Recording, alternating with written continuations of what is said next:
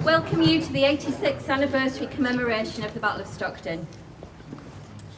I'm Chair Sharon Bailey and this is Secretary Weston. On the 10th of September 1933, Oswald Mosley's British Union of Fascists marched up our High Street in order to recruit new followers to propagate their message of xenophobia.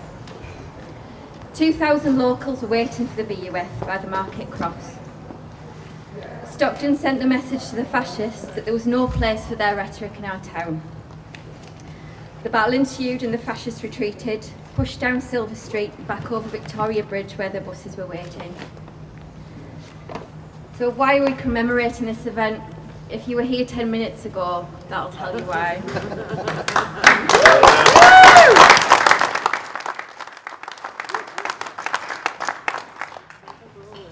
Our present situation mirrors that of the 1930s, with economic deprivation and crisis. The presence of the far right is increasing, and we need to stand up to those who would sow the seeds of division when unity is most needed. We need to learn from our grandfathers who stood here in 1933.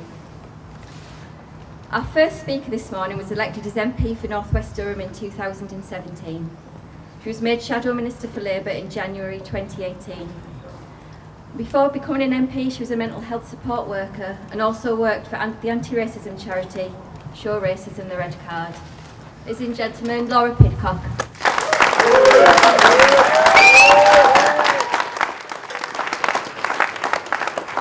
Thanks so much. Can everybody hear me at the back? Yeah, okay, brilliant. Thanks so much for being here yourselves today. I'm sorry that you had to experience those people, but you were quite right in saying that this reminds us of why today and commemorating and thinking about those people who were so brave in 1933 is so important. I'm really, really honoured to speak at this event at such a quiet, subdued, boring point in our political history.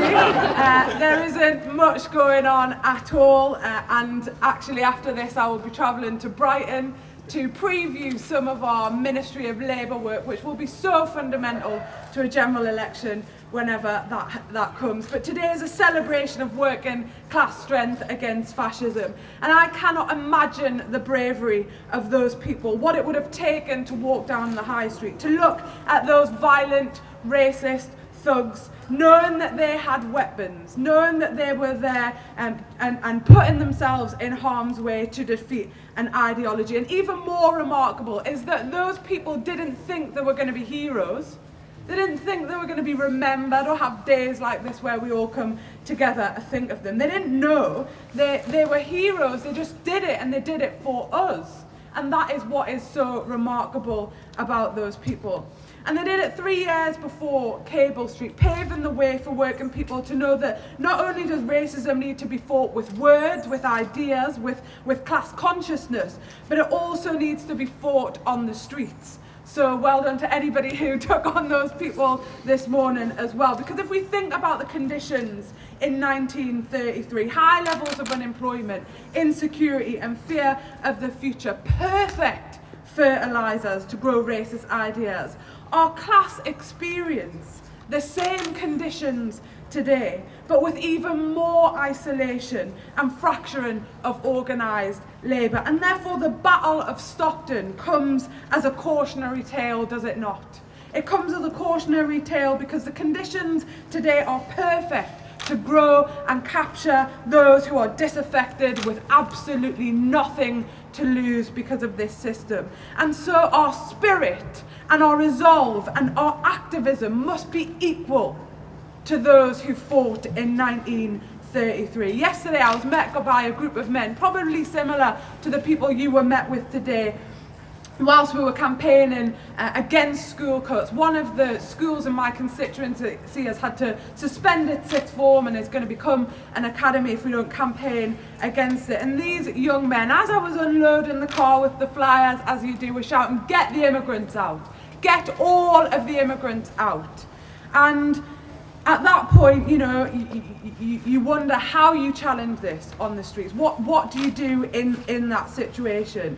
Get all of the immigrants out, that we were a racist party, that we're trying to stop Brexit, that Boris Johnson was getting the job done. And we know that Boris Johnson has emboldened those people with racist ideas and attitudes. Now, this was in Walsingham, and these people were from Newton Aycliffe, the least diverse areas of our whole nation, but they still were blinded by a far-right narrative that it was people who were coming from other nations that were the blame for their unemployment and their low pay. They weren't angry at the millionaires and billionaires stealing from society, siphoning away their dirty money.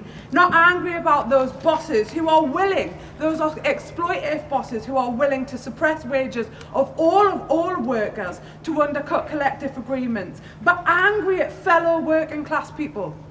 That's where their anger lay. The division of communities is an absolute dream, isn't it, for those who wish to preserve unfettered capitalism. So a tiny minority of people can continue to get sickeningly rich and further impoverish those people who are shouting so loud in their favour. And of course, I've said it before, but Boris Johnson and Donald Trump in the United States of America have emboldened racist ideas. They cultivate a toxic environment. They know it is electorally in their favour to do so, to divide our communities so that we're not looking up, but we're looking next door at our neighbour to see if they're doing better than us.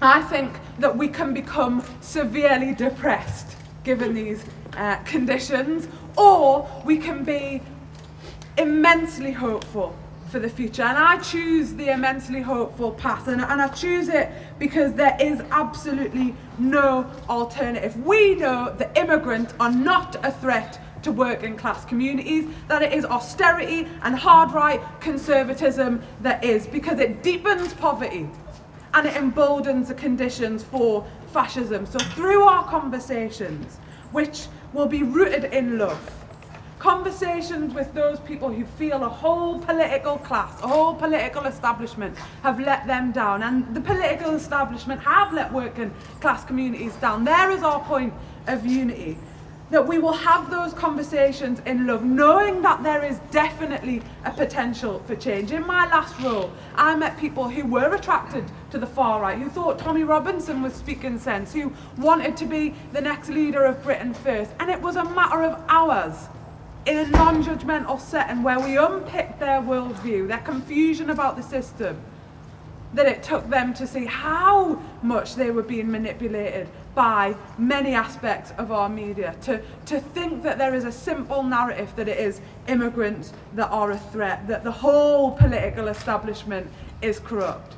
Now, of course, I've never glorified Westminster or its potential for change, but there are people working in there, and the Labour Party is trying to set the conditions so that there is working class unity. Because whether we leave or remain, Boris Johnson is the answer to absolutely nothing in our communities and creates further conditions of discontent. So I truly believe that another world is possible, and to those people who are looking towards those racist ideas and attitudes as any kind of form of solution, we will engage with you.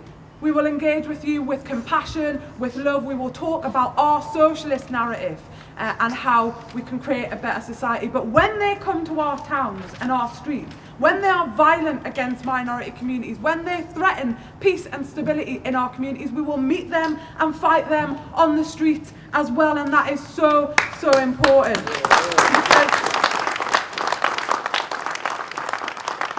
Because we don't debate fascists, do we? We don't have debates with fascists, but those people who might be attracted, those people who are deeply angry with the system, it is our moral duty, is it not, to engage in those conversations in our workplaces, online, in the pub, at the supermarket queue, to say you are looking in the wrong place, you are putting all of your anger in the wrong place. It is not your Polish neighbour that is the threat, or the asylum seeker, which is essentially destitute because there is no safe passage to the UK. It's not them to blame because you are receiving below what is viable to actually live on. It is a state that enables poverty pay, and it is those who own businesses who want to extract as much profit from working class people who are to blame. So let's be clear. In this coming period, it takes unity over sectarianism. It takes patience and confidence in our own ideas, because at the end of the day, there are really only two routes ahead of us, friends, aren't there? And that is either socialism or barbarism. I know which one I choose. Thank you.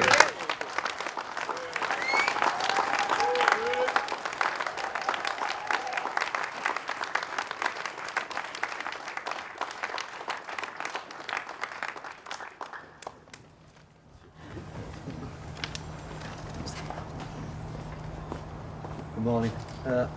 I'm proud to welcome back for the second time our next speaker, David Rosenberg.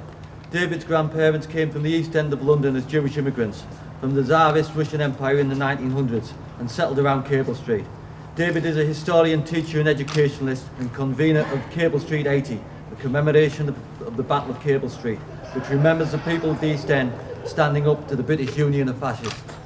He's also a published author, including Battle for the East End, Jewish Responses to Fascism in the 1930s, and Rebel Footprints, a guide uncovering London's radical history, which Shadow Chancellor John MacDonald presented to the then Chancellor Philip Hammond as a parting gift over the dispatch box. It appears, given the actions of the current Prime Minister, he'll have plenty of time to read it. David Rosenberg.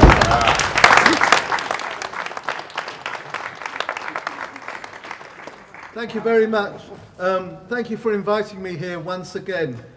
So honoured to be here, and also so honoured to follow Laura, who I've seen on several platforms but never had the opportunity to share a platform with.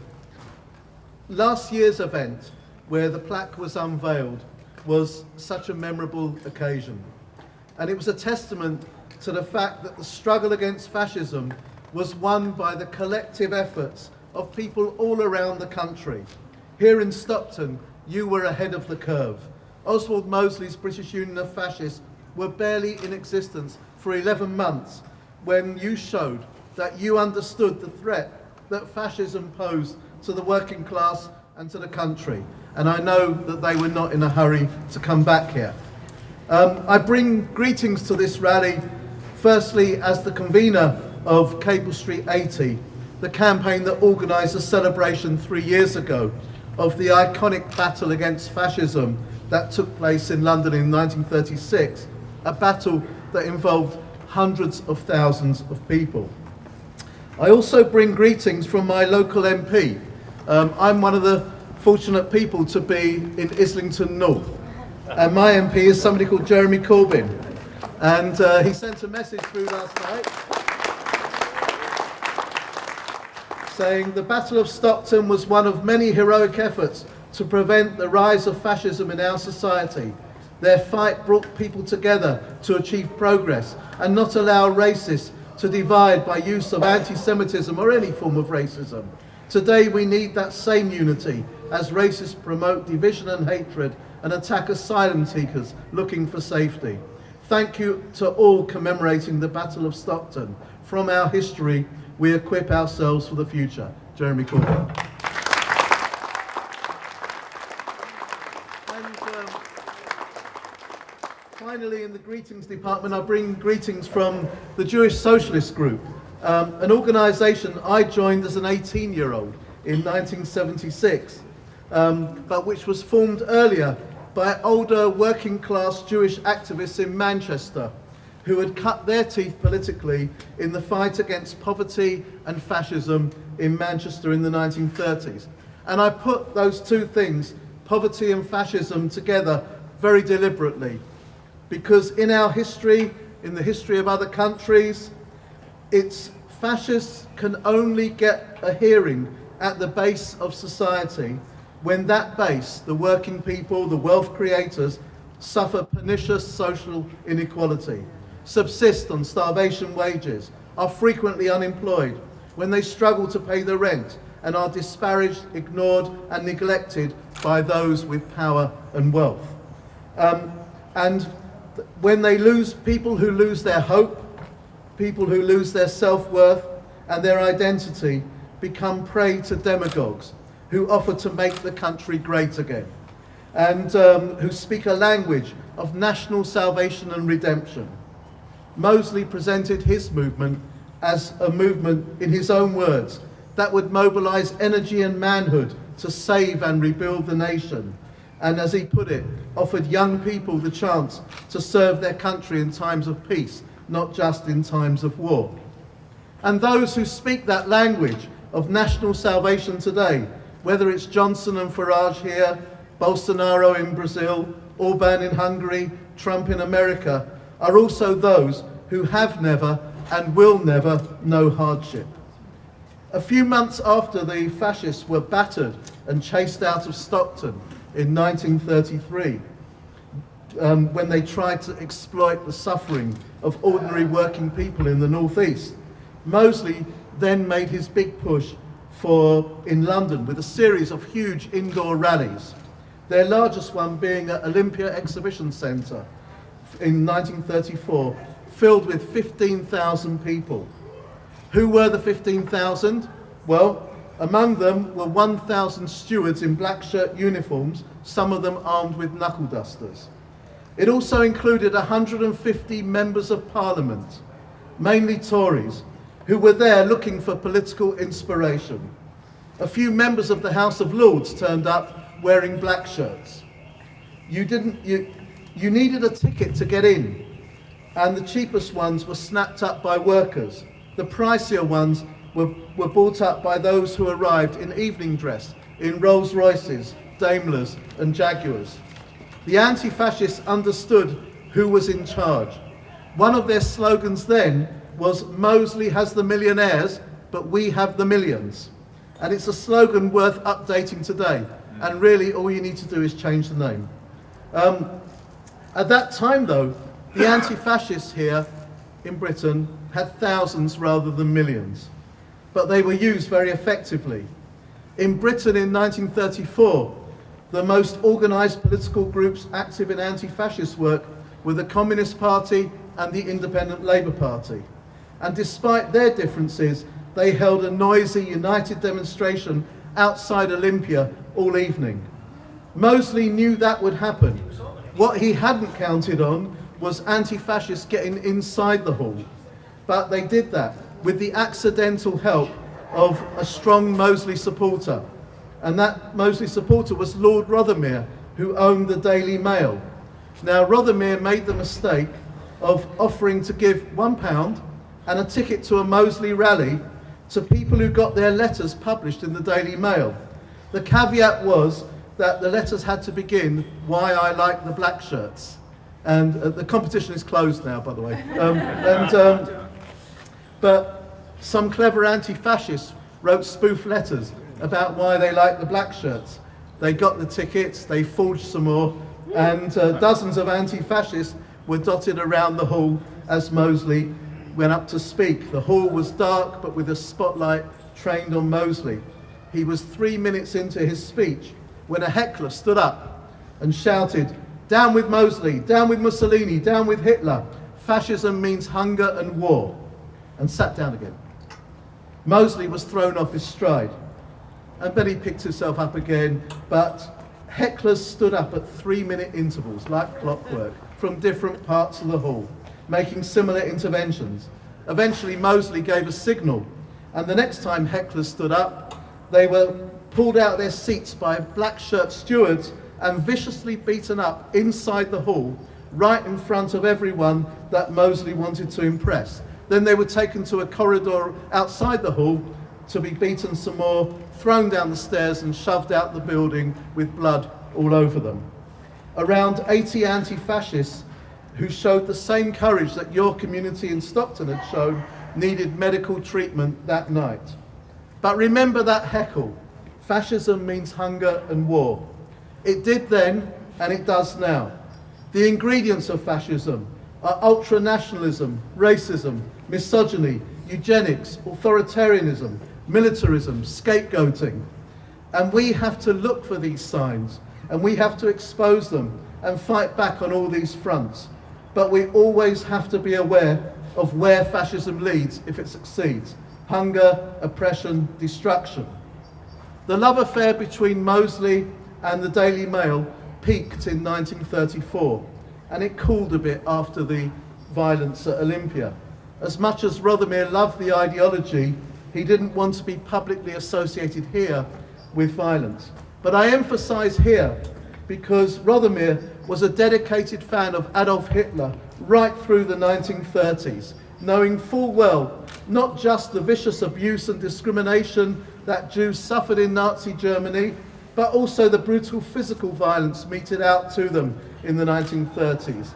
In the wake of Kristallnacht in 1938, Britain reluctantly took in just under 10,000 Jewish child refugees, looked after not by the state, but by a number of voluntary organisations.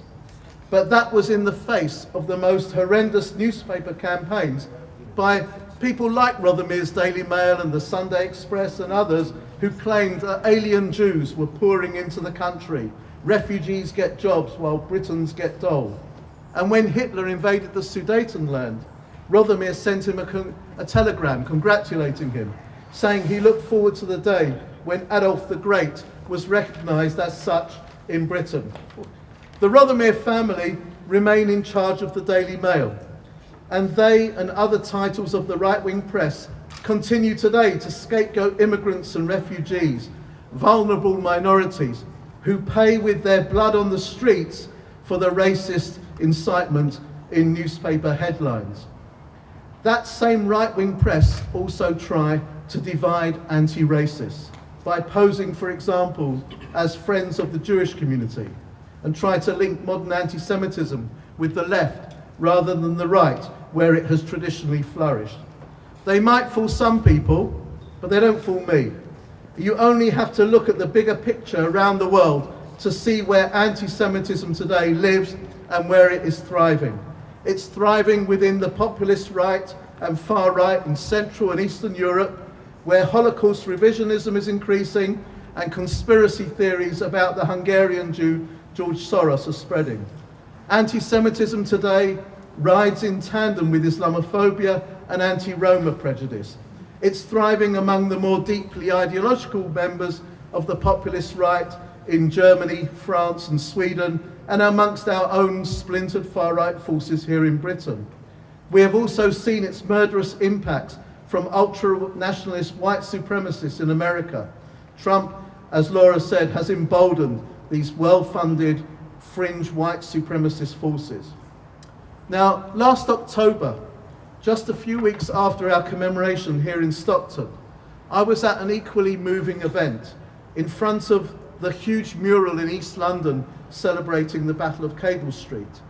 That seemed to be the most appropriate place for us to gather as an act of solidarity with the Jewish community in Pittsburgh, America, where a neo-Nazi gunman, inspired by theories of world Jewish conspiracy, had massacred Jews in a synagogue.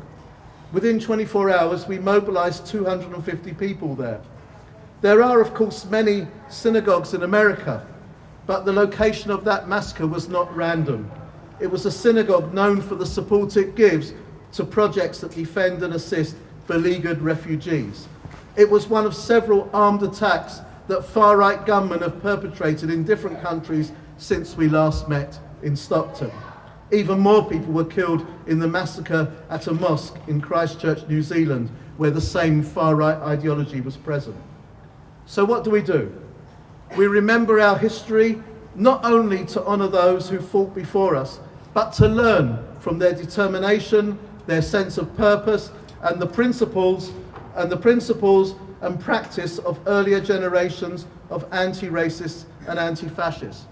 Those key principles were unconditional solidarity with victims of racism and the striving to build an anti-fascist majority in every locality to show that fascists are not welcome and make it impossible for them to organise. I want to finish around 10 years and 1,000 miles from Stockton in 1933. Here, because of the efforts of local people, the fascists were defeated. And that was eventually replicated in other towns and cities in Britain, both through physical resistance and ideological struggle. It was also about practical solidarity, building unity among disparate communities to not allow racist divisions to flourish. But in other parts of Europe, unfortunately, the fascists were victorious. In April this year, 12 of us from the Jewish Socialist Group went to Warsaw in Poland for a week, and we timed our visit to coincide with the commemoration of the Warsaw Ghetto Uprising of 1943.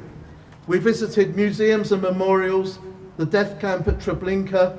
We took part in a very moving ceremony and march organised by today's anti-racist, anti-fascist, leftist, trade unionist, socialists in Poland across different generations, and came away so uplifted. The anti-racist and anti-fascist values we encountered there were the very same ones that we are expressing here today. Our struggle is local, but it must also be global. We must believe and make a better world. Solidarity.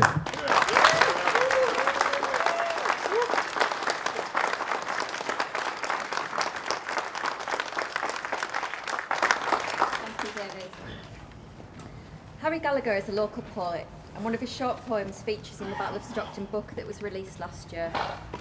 This is the second time that Harry's been part of this commemorative event, and we're thrilled that he's joined us again today.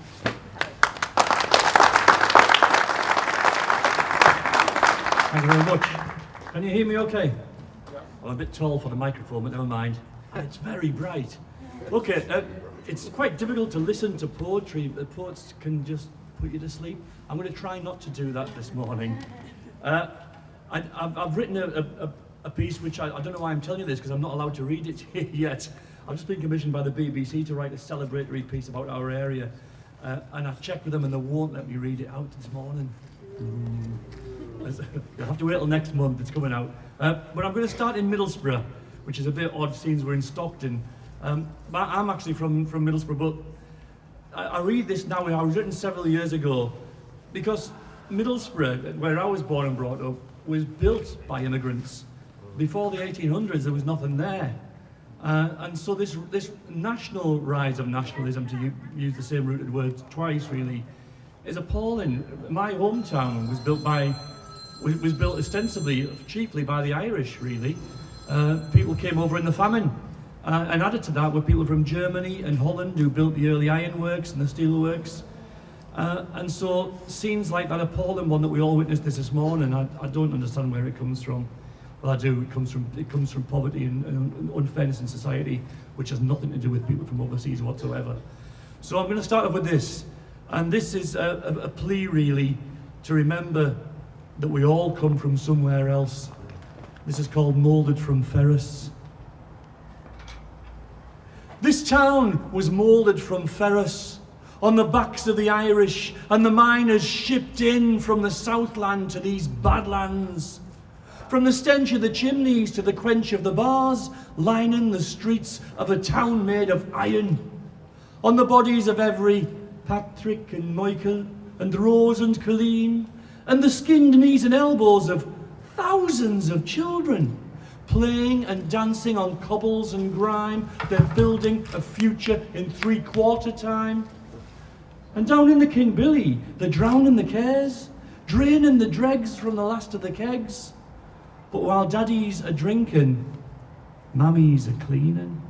While all in the one bed, 4 babies are dreaming of one day maybe he's living on the posh side of the rails. But their horizons were made up from choking smoke trails. This town was moulded from Ferris, and the blood of the Irish, and the pride of its people, and the sinews and sweat of the men underground, and the ashes of all who expired in a furnace. All those Patricks and Michaels, Roses and Colleens, they all burnt their boats on the river of dreams.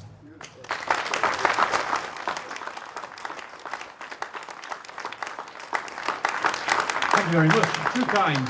So we come to Stockton and the Battle of Stockton. This is the piece that I wrote and performed last year inside the theatre without a microphone. I was in full voice that day, battling against all these bands. But what happened here was heroic, and it was right here. I mean, the poem, as you'll hear, mentions Silver Street, which is where they chased them down to. And I think it's so important. I thank Sharon and the team for putting this event on every year. It's so important that we keep remembering this and relate it to what's happening now, as we already saw. This is the Battle of Stockton. Did I tell you the tale, son, of the night your granddad ran the black shirts out of our town? A lifetime of soot and grime ago, when yellowed becks ran to the river and men fed their families on scraps from the shipyard, and corner boys laid down their caps on the cobbles for a halfpenny a song blown through back-eyed mouth organs. A time when men hobbled home from a great war of attrition, back to a country wounded and workless. A time disciples of a despot pulled their jackboots up tight, squeezed themselves into charabangs, nursing hate and axe handles, come to prey on the hungry and hopeless.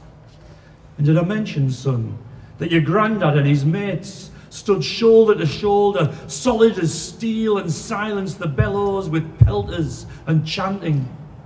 And when cowards did what they do and ran away to the shadows, he ran them into Silver Street, a tower in the furnace.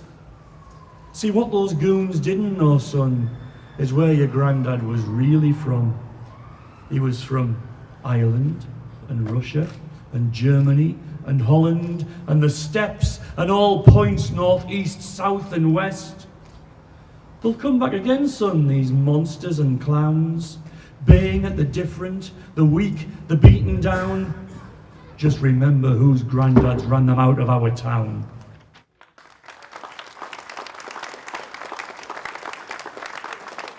Thank you so much. As a poet, because I gig up and down the country and I like to kind of entertain people, but it seems an inappropriate platform to make you laugh this morning.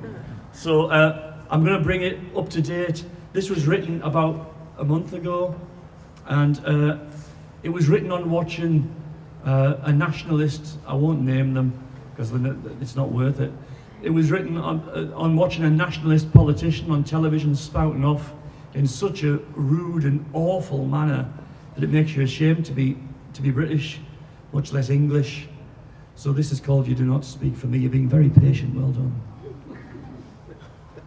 You do not speak for me. The sparrow has my voice, busying between hedgerows. English is a cloudy day, more English than you anyway. That old man and his dog out at dawn beachcombing, letting the morning tickle his mouth up at the edges. His gait carries my weight as he lightens the day. The wildflowers on verges, reaching for something they can never quite touch, but stretching all the same, smudging their glories all over the mundane. These Saturday kids, smiling through braces, serving ice cream on days when hot doesn't cut it, learning that patience is waiting for sainted grandmas to choose between sprinkles and flake. The policeman, the plumber, the teacher, road sweeper, pram-pushing mums, gleaming proud dads, the Sunday fun runners replenishing the sweat with a pint of English best after winning their bet. That lifesaver doctor, last hour of a shift, who hasn't slept since God only knows when, as kind as kiss it betters, to the latest in a long line of confused old ladies who all ask the same thing. But where were you born, dear? And oh, what a lovely smile and what lovely skin, as she holds their hands, asks them where it hurts. This is my England. Its voice is not scabrous, its sound is soft. Its fingers reach down to pick up the fallen, brushing them down to hold them aloft. Your tone is shrill as studying antipathy. You are not my England, and you do not speak for me.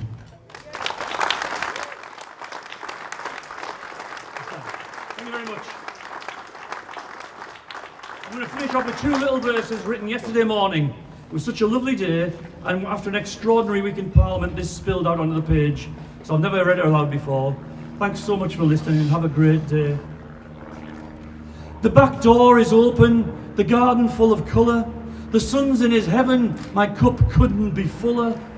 What a wonderful day to burn a tarnished covenant, send the Prime Minister to jail and overthrow the government. Thank you very much.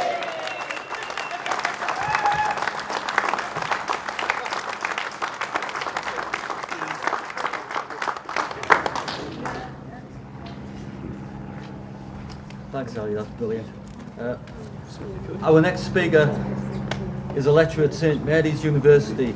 She is also an educator for the Holocaust Educational Trust, an advisory board member to TellMAMA, a charity that monitors hate crimes committed against Muslims in the UK, and spoke here at Stockton recently on this year's Holocaust Day Memorial event, impressing everyone with her knowledge of anti-Semitism and other forms of racism. So we're really pleased she has accepted our invitation to be here today. Shabana Marshall.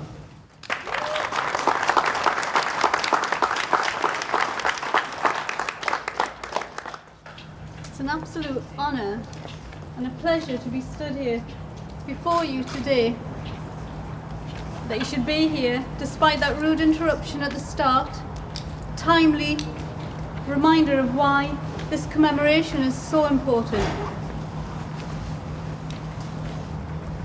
On April the 3rd of last year, I spent the day in Newcastle with my mum.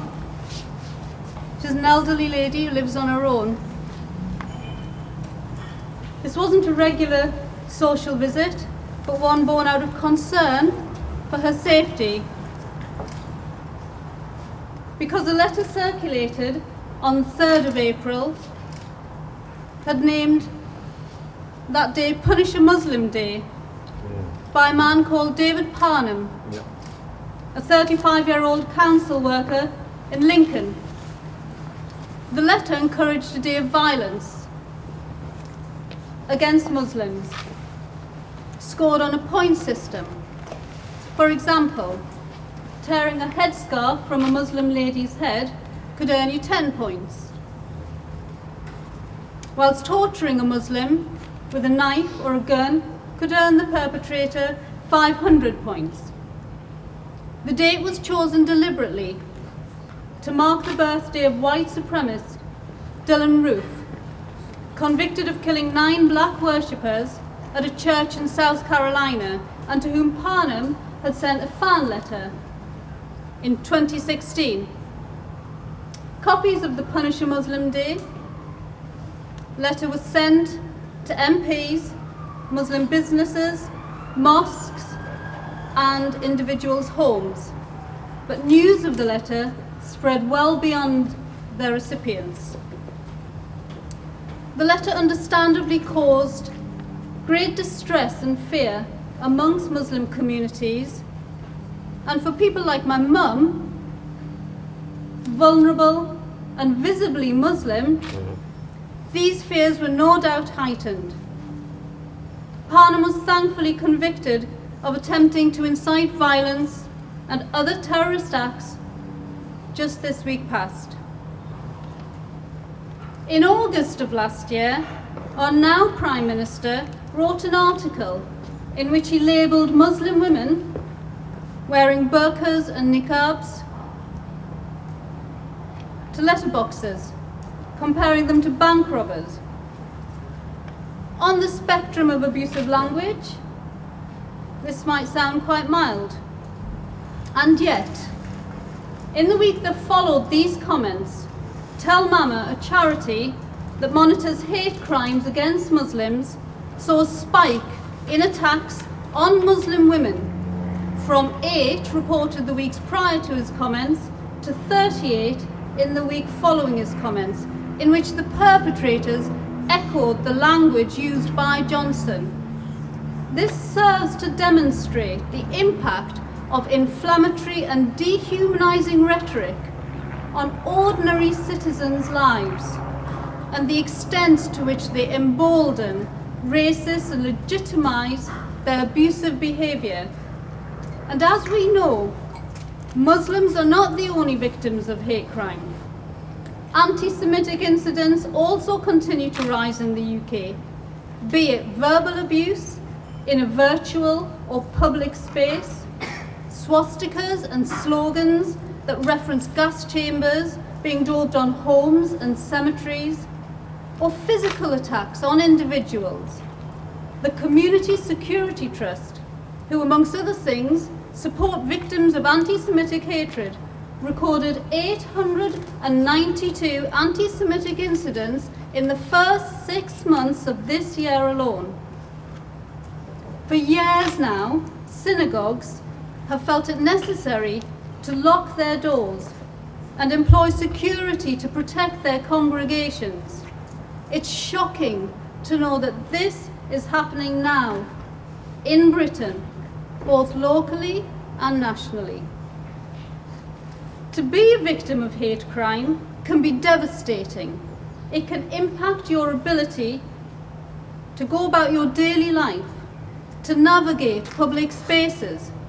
It alienates and isolates you, sadly giving the racists what they want. But whilst these racists claim that people like myself do not belong here, it's important to remember that we have more in common with each other than our differences. My mum's great uncle was one of 1.4 million men who travelled from the Indian subcontinent to fight for the British Army during World War I. This figure exceeds the number of troops supplied by Scotland, Ireland and Wales combined.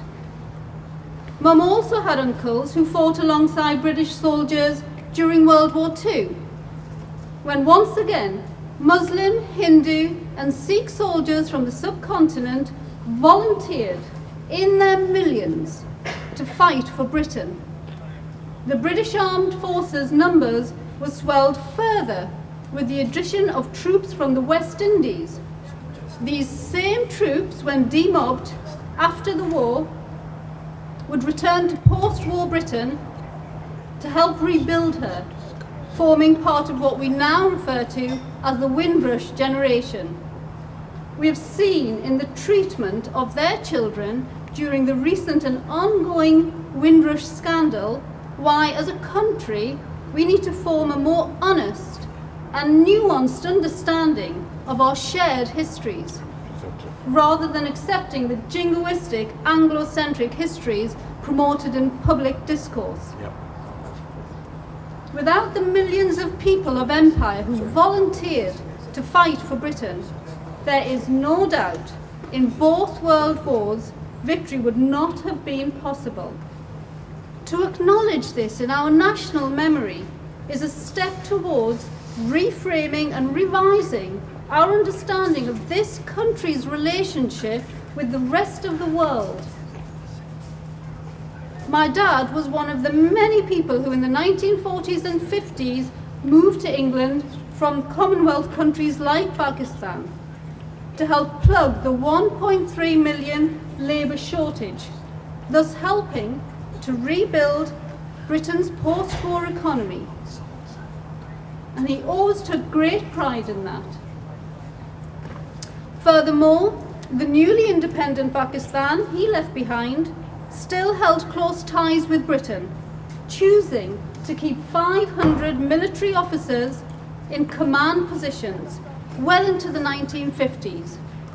Admiral James Jefford continued as Chief of Pakistan's Naval Staff till 1953, and there would still be a British Chief of Pakistan Air Force until 1957, 10 years after independence. So my dad was very conscious of the strong ties Pakistan continued to have with Britain, and on moving to England, both he and my mum embraced their new British identity. They embraced this identity because their histories are intertwined with this nation's history, as are the histories of millions of other people who have made Britain their home. To liken us to bank robbers or label us terrorists and rapists is reductive and dehumanizing. It's a cynical attempt to erase the vital contributions we have made and continue to make to this country. We are the doctors and the dentists. We're the teachers and the cleaners, the builders and the shopkeepers. We're the architects and the athletes, the paramedics and the politicians. We add texture and vibrancy to this nation's cultural fabric. We give so much to this country, to your country, to our country. And together we must all stand up to the racists who would divide our communities with their inflammatory rhetoric and ideologies of hate, to suggest that abhorrent behaviours or the preserve of a particular group is delusional. We all have the capacity within us for hate. We all have the capacity to victimise and brutalise our neighbours. History has taught us this. However, we all also have the capacity to see beyond colour and creed, to recognise our shared humanity and uphold the values of democracy and equality. One such example is the response of many Muslims and non-Muslims to punish a Muslim Day, organising a number of Love a Muslim Day events last year in Darlington, Nottingham, Leeds, Bradford, to name a few. Stand Up to Racism Edinburgh also held a similar event.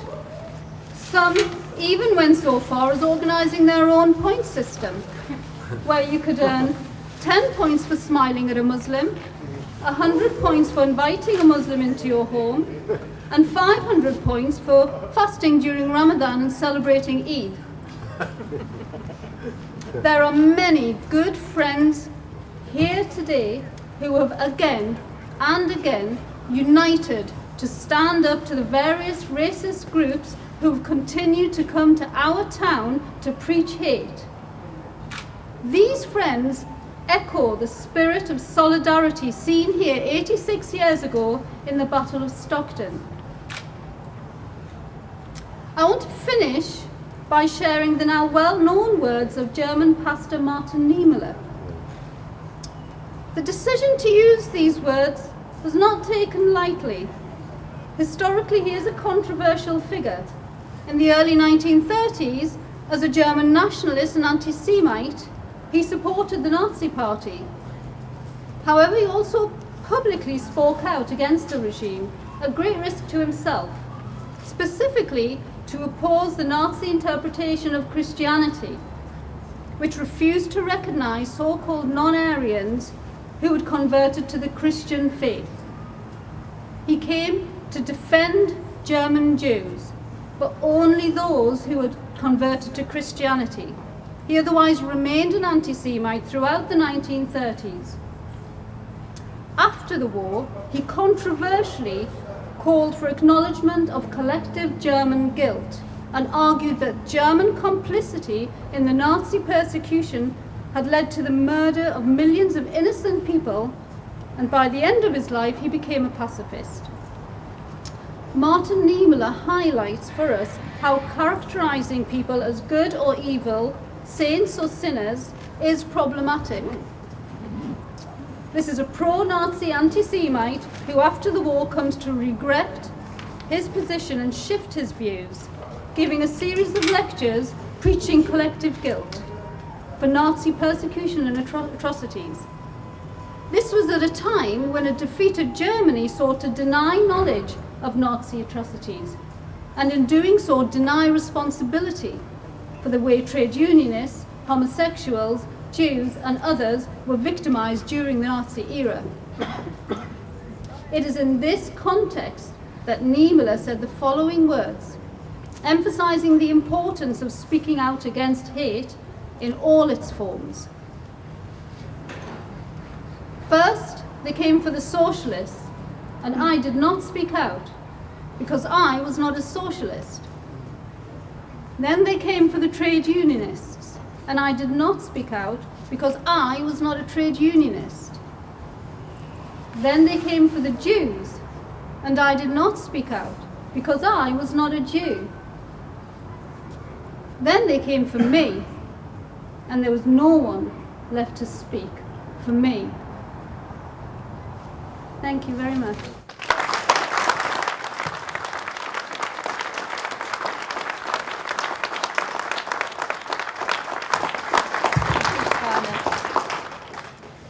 The Anti-Nazi League was established in November 1977 in response to a rise in the far right and racial attacks that were happening across London and the rest of the UK. Paul Holborow was one of the founders and organisers of the Anti-Nazi League and is now an activist in Stand Up to Racism. Paul Holborow.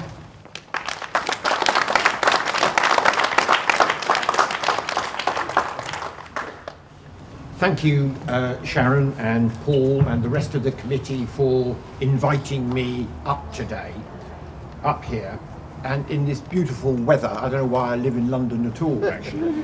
But coming to Stockton jogs a memory in my mind of a long time ago now, when I came up to help organise support for the great steel strike, where 100,000 steel workers went on strike for 13 weeks for a decent living wage. And the great, I don't know, some of you in this audience might remember the great Arthur Affleck, who was the convener of Lackenby steel mills there. And he really taught me how to run a strike and how to really put real pressure on the bosses. So to come back to Stockton is a great privilege for me personally. It's also, of course, a privilege for me to associate Stand Up to Racism with the Battle of Stockton, because that took place, as David and others have spoken about, in September 1933. And to my shame, I really knew very little about the Battle of Stockton.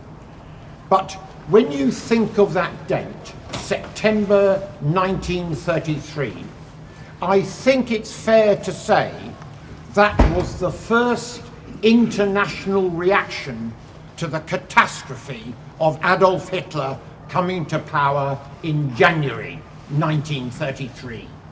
And they sent a message, the people of Stockton sent a message that it was possible not only to stand up to the Nazis, but to run them out of town and give them a bloody good hiding. And therefore I give my absolute accolade to those heroes of over, what is it now, a long, long time ago. David mentioned the Daily Mail, and don't forget in 1934, the Daily Mail ran that disgusting middle page, hurrah for the black shirts. So the people of Stockton, actually this is not much of a compliment, were well ahead of Lord Rothermere and the Daily Mail. But it seems to me that we only look at the past in order to shape the future. I was fortunate enough to be involved with the foundation of the Anti-Nazi League when the National Front were a serious, threatening force. And we managed to destroy them in the 1979 general election. And again, in 1993, in the Isle of Dogs in East London, when the fascists were rising again, we managed to destroy them. And again, in 2008, 2009, 2010, where the Nazis had councillors in Barking, that there were 2 MEPs, you remember that, and so on. And why we look at the past is that we learn how did we achieve it in Stockton in 1933, how did we achieve it in the late 1970s and in the other examples I've given you. And the key to it is unity. Unity among trade unionists, community groups, students, and most importantly, among people of goodwill who aren't politically aligned but can see the fearful danger of Nazism and fascism. And we put that experience, as I say, we look at the past to shape the future. And when Tommy Robinson, it is worthwhile reminding ourselves that it is only 1 year ago that Tommy Robinson put onto the streets of London some 15,000 supporters who were undoubtedly heading into forming a street-fighting fascist organisation. And yet within the course of 1 year, we have turned that around. And I want to take my hat off to Megaphone Man. Do you remember Megaphone Man in the Northwest, who pursued Tommy Robinson? And let's be clear about this. Tommy Robinson didn't stand in the Northwest to be the MEP because he expected to lose. He stood because he expected to win. And we turned it around. 2% Tommy, he's now known as. He's destroyed for the time being. And that is, again, using the lessons of Stockton, of unity, people in the Labour Party, people in the trade unions, in the communities from Cumbria down to Manchester, the migrant organisations and students and so on and so forth. We all came together and we upset his plan in a fantastic way. And of course, this is important because the job, comrades, is not yet over.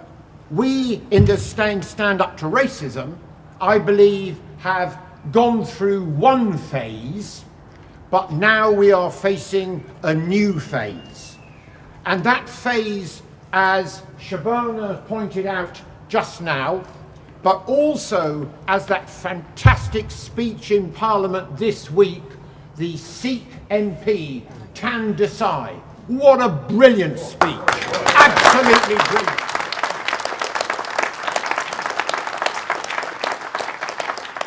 And I cannot really believe I'm saying this.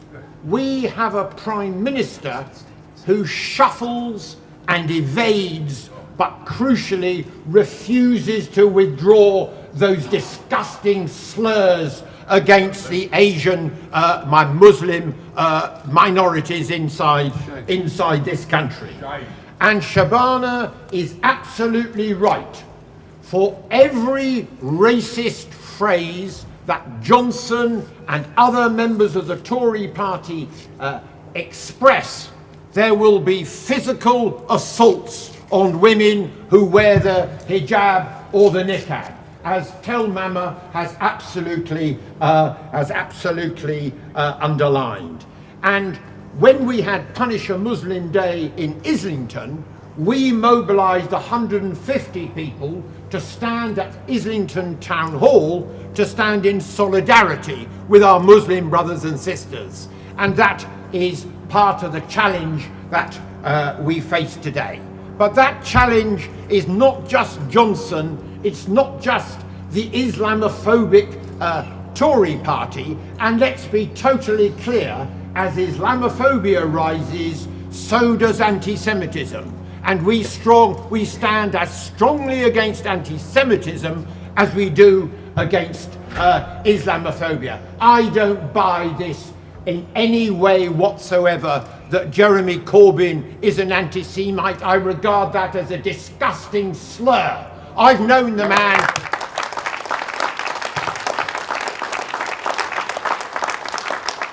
I've known Jeremy for 40 years, and for the Tory party to accuse the Labour Party of anti-Semitism is the hypocrisy of the highest order. Lord Rothermere in 1934 was a member of the Tory party and was peddling anti-Semitic tropes.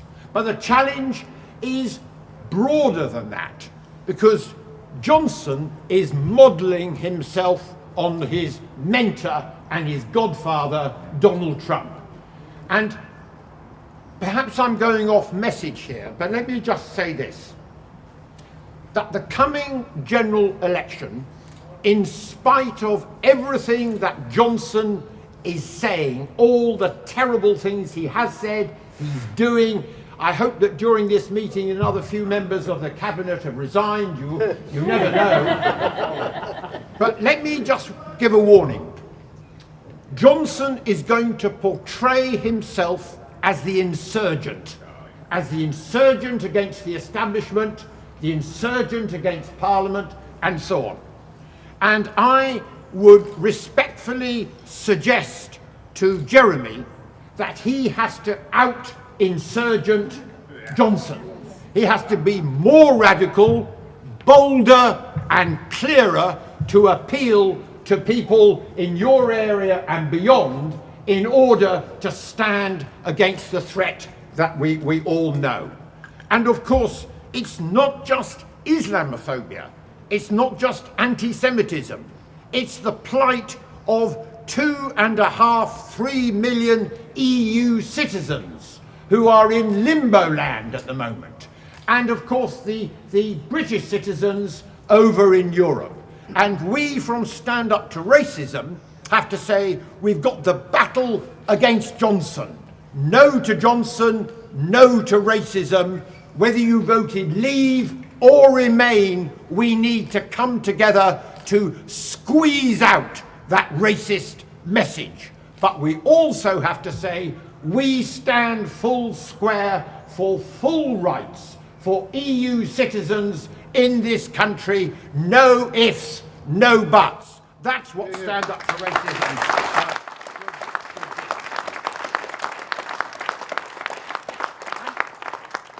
And finally, I just want to say this, that last weekend and throughout this week, the UK has been galvanised by demonstrations.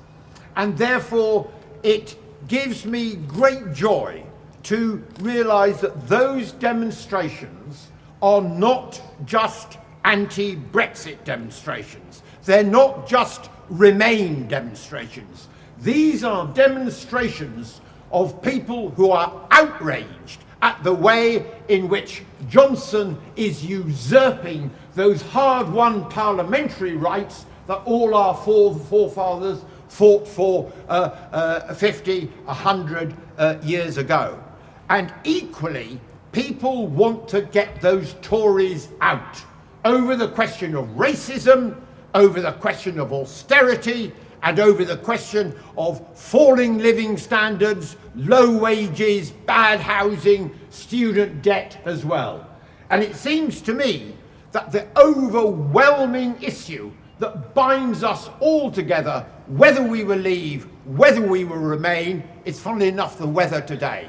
I think it's fantastic, but I'm fantastically worried about climate change and global warming. And that seems to me to be the dominant issue which produces refugees that are fleeing certainly persecution, certainly war, but they are also fleeing climate change and the desertification of their home countries. We need to tackle that in a big way. And let me tell you, I do my bit for recycling plastic bags and so I'm not terribly good at it, but I do my best. The real villains of the piece are the fossil fuel companies. These are the people who pollute our atmosphere with no regard for how they're shaping and destroying the world, but only have a look at their profits and their accounts. So, comrades, thank you for inviting me today. Thank you to the speakers. But most important of all, we have a job of work to stop the normalisation of racist ideas, whether it's Islamophobic, whether it is anti-Semitic, whether it is anti-EU citizens. This is a huge task that is facing us, but I can see that here in Stockton and on Teesside, you're well organised to deal with the likes of the filth that we had to deal with before we started.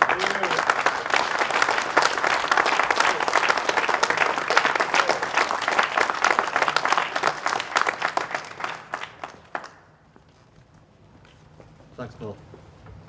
Firstly, I'd like to take this opportunity to thank all the speakers here today. Some of them have travelled a long way to join us in this commemoration. Thank you also to the Trade Unions Unite and PCS who have sponsored this event.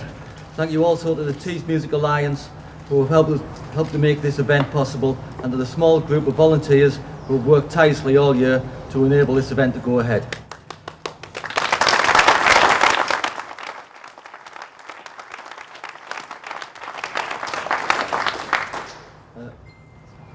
Just to finish on that point, please join us in the Georgian Theatre about 1 o'clock this afternoon. We've got some music on and some comedy. That round about 1ish is when we'll start. But before we all go our separate ways, let's remember the lessons of those days. The British Union of Fascists marched on Stockton was one of the first of its kind, and we were always fond of saying they never came back, but they have. They marched through our High Street last year, but we stood up to them again, and we must keep standing up to them, especially in the face of the written press that seems to encourage them, and elements of the political class that now courts them, which in itself is seemingly becoming more nationalistic, authoritarian and militaristic by the day. In Germany, many Germans hid, hoping it would all blow over, and that the lessons that were learned that was a lesson that we learned in 33. It's a lesson we must relearn today and call racism, sexism, homophobia out wherever we see it, in the workplace, in the pub, and yes, maybe in the Palace of Westminster too, and certainly at the bottom of that alley. The Battle of Stockton was hugely significant in 33, and it is now. It showed how ordinary people see through the message of hate and division. It showed how we can all move forward together in the hope of a better future for everyone. So thanks again for coming today, and hopefully I'll see you all in the Georgian for a pint. Thanks. Bye.